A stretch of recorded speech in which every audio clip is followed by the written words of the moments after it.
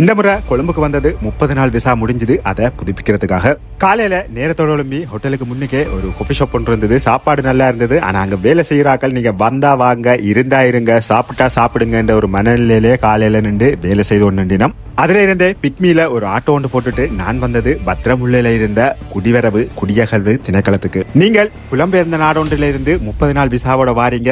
அதுக்கு மேலதிகமா நீங்க இங்க தங்க போறாண்டாலோ இல்லைன்னு சொல்லி சொன்னா நீங்க அடிக்கடி இலங்கைக்கு வார ஒரு ஆளா இருந்தாலோ உங்களுக்கு இப்போ ஒரு நல்ல ஒரு தெரிவு ஒன்று இருக்குது. அதுதான் ஒரு வருட வதிவிட அனுமதி பத்திரம். இந்த ஒரு வருட அனுமதி பத்திரம் எடுக்கிறதுக்கு தேவையான ஒரே ஒரு விஷயம், நீங்க இலங்கையில பிறந்திருக்கணும். அதுக்கான பிறப்பு சான்றிதழ் உங்கள்கிட்ட இருந்திருக்கணும். அதுக்கான கட்டணம் $100, அதாவது 30,000 ரூபாய். என்னட்ட ஒரிஜினல் பர்த் சர்டிபிகேட் இருக்கல கீழே முதலாவது மாடியில வரிசையில நின்று அதை எடுக்க 2 மணித்தியாலம் ஆச்சுது. அன்றைக்கு நான் அங்க பல பேரை சந்திச்சு காய்ச்சினான். அதில் ஒருவர் கயல் பட நடிகர் வின்சென்ட் நகுல்.